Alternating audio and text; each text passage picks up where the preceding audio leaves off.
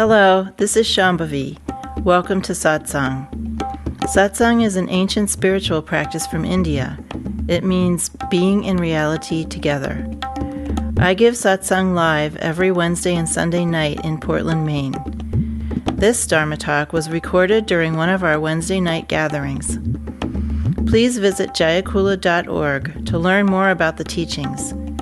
You can find video satsangs on Jayakula's YouTube channel, and my books are all available on Amazon.com.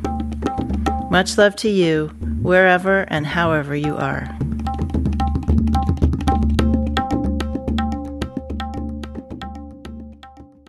Prostrations are what are called pranams in the tradition.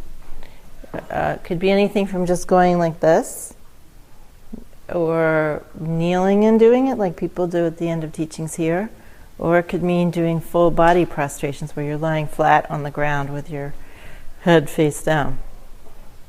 This is done to a teacher or to even a statue sometimes. And then in India and Tibet, prostrations are done as what's called tapas. So tapas means heat, and it's specifically the heat of burning karma. And so sometimes you'll be on the road in India somewhere near some pilgrimage site, and you'll see somebody with rags wrapped around their knees and their elbows, actually pranaming up a road or around a site of some sort.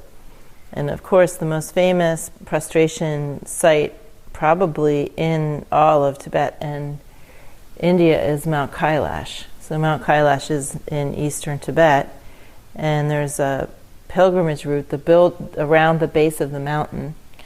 The Buddhists go in one direction and the Hindus go in the other, apparently. I don't know which direction is which, though. I've never been there. A lot of people just walk around the base of the mountain, but then the real traditional thing to do is to pranam all the way around the base of the mountain, and it takes days to do this. So it's really quite a practice. There was a yogini that I knew who was Tibetan, but she was a refugee and she was living in Oregon, and she had prostrated around Mount Kailash 100 and some times. Yeah, not in one go, but that's pretty hardcore. Anyway, Ma had a lot to say about pranaming, and I'm bringing this up because it kind of speaks to the heart of what we're doing when we are offering that kind of surrender or gesture of surrender to our teachers or just to wisdom itself. Sometimes people will I'll look at somebody and they'll look down, or I'll pass somebody and I'll look at them and they'll look down. And the truth of the matter is that if you look down when your teacher looks at you, you're going to try to make someone else look down when you feel you're better than them. The thing is, the only way that you can really look at your teacher is recognizing that your teacher and you have equality. So if you're still in that mode where you do some sort of subservient thing and look down like this when your teacher looks at you, then that means you're also looking for someone to look down at you.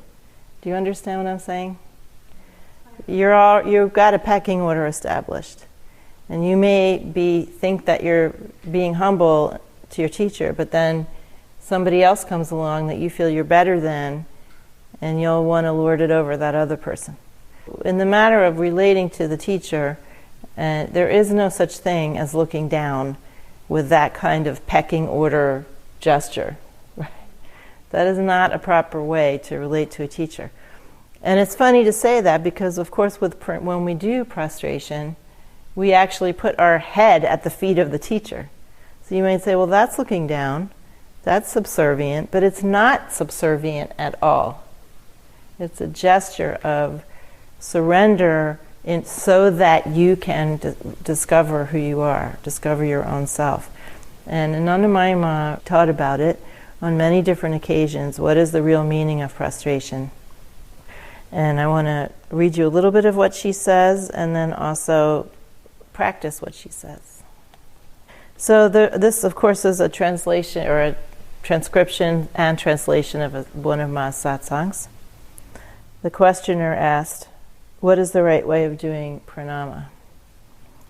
Ma says, "When doing pranama to a deity or living person or Mahatma, first have darshana of his whole figure." That means look at the whole person. Isn't that interesting? Scary. Start with the feet. So someone's standing before you, and then she says, start with the feet. Let your eyes wander right up to the head while inhaling, slowly. Imagine that together with the breath you're absorbing power into yourself from the person to whom you are bowing. Then yet let your gaze descend slowly again while exhaling. At the same time, offer yourself to God with all that is in you, good and bad. Try to pour yourself out completely without reserve. When your head touches the feet of the deity or saint, then that power enters you. Now this is kind of an interesting thing, and I'm going to explain this in a little while. To do pranama means to dedicate yourself to God with all that constitutes one's nature at the time, be it desirable or undesirable, one's virtues, vices, capacities, shortcomings, everything. Now, a lot of the time in this country, and even in India, when people do pranam, they're doing it to demonstrate something about themselves.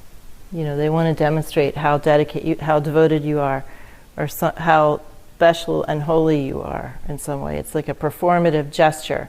It's not really a gesture of showing up exactly as you are and putting yourself at the feet of wisdom.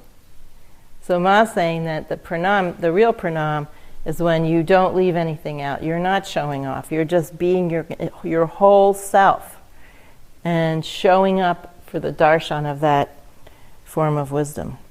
And this is the main point. Show up with everything, one's virtues, vices, capacities, shortcomings. Offer your whole being at the feet of your teacher or whatever form of wisdom it is. Then receive oneself back. She says this happens by a touch because very often she's talking about a situation where someone pranams at the feet, an individual at the feet of a teacher, and then the teacher puts their hand on your head. And she says, what you're receiving, when she's talking about receiving power, you're receiving oneself back. In other words, some greater embodiment or understanding of your real nature. So the power that is being so-called transferred is not something you lack, it's the opportunity to self-recognize, to see that you have total equality with the teacher, that you are both made of the same divine consciousness and energy. There's no subservience. There is surrender, but there's no subservience. Surrender comes both in showing up totally as you are, and without showing any off or doing anything other than for the sake of recognizing yourself, and to be really open in that situation so that you can have that experience of transmission.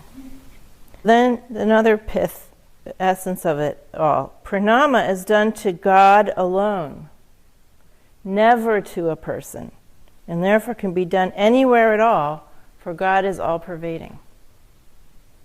If you're thinking, oh, my teacher is so great, or I want my teacher to love me, or I want other people to see me doing this, or this is what I think I'm supposed to do, but I have no idea why I'm doing it. All that is totally besides the point. Anybody that you're pranaming to, you are having the feeling, the orientation that that person is God, is wisdom itself. And that you could pranam to a chair leg too. Right? If you had enough understanding, if you had enough enlightenment, you could pranam to anything. And as a matter of fact, Ma says somewhere else that she went through a period of time where she just pranamed to everything and anyone. It was all the same to her who she pranamed to. Now, for most of us, we can't receive transmission from a chair leg because you're just not in that condition yet. So it's easier for you to have that experience when you're pranaming to a person. That's why we do it. But don't feel like you're just relating to some ordinary person who's in your condition, right? Or that it's something individualized. It's like that person is a conduit for you. To do pranama means to pour yourself out at God's feet, to become closely bound to God and united with God. Again, this is another way of saying that you're being in the state of unison. You're having an opportunity to experience that. That's why you're doing it. Ma says you're bowing to the Supreme Being alone. Pranama must always be done with that attitude. To do pranama means to put one's head where it should be at the feet of God. His lotus feet are everywhere, and therefore one may do obeisance everywhere, remembering the feet of the Lord. To do pranama means to open oneself to the divine power that is always streaming down on everyone. It's just that you need these special circumstances to help you to feel it. Dedicate yourself to God without holding anything back, with all you possess, your virtues as well as your shortcomings and faults. While doing pranama, you receive that divine transmission into yourself. She doesn't say that, she says power, but that's what she means. With the intaking of breath and then exhaling, one should feel that one is breathing out everything, all your karmas, and remain without breathing. You've exhaled and you stop breathing. So that's what she's talking about. And then she says, when doing obeisance to a living person, one should always look at the object of one's reverence first. So none of this sheep-like stuff. Right. No sheeples here.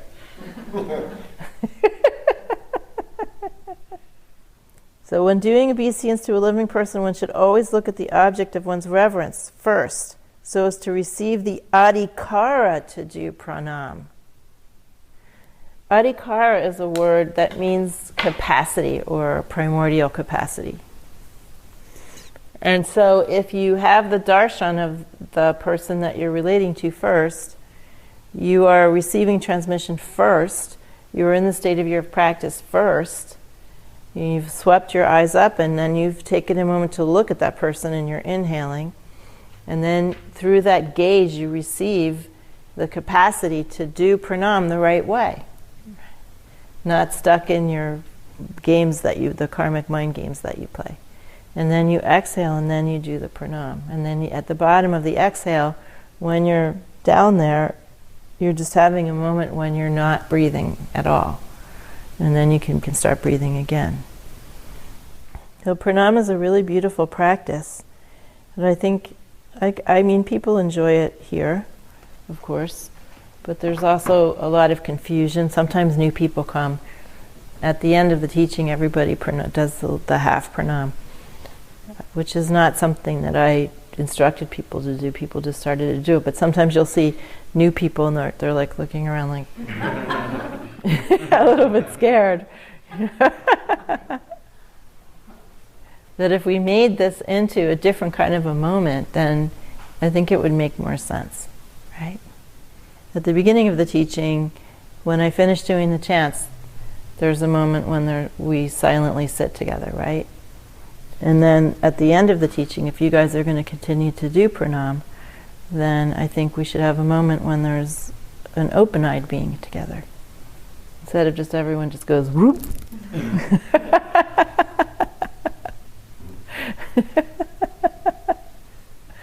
So we'll try that at the end today. Is that terror or thrill or both? Yeah. Because in this country we are such titans. We don't want anyone to see our shortcomings, our so-called shortcomings. So we tie ourselves into knots and get into all sorts of entanglements and feel all separate and alone, all because we're trying to hide some fault we think we have.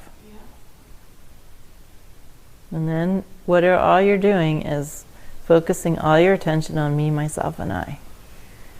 You constructed a little hothouse and there you are.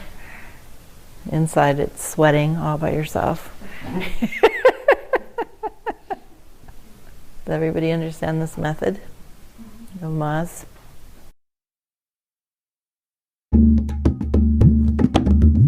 Jayakula is a nonprofit community offering opportunities to learn and practice in the direct realization traditions of Trika Shaivism and Dzogchen. We are based in Portland, Maine and Portland, Oregon. Visit jayakula.org to explore more of our offerings.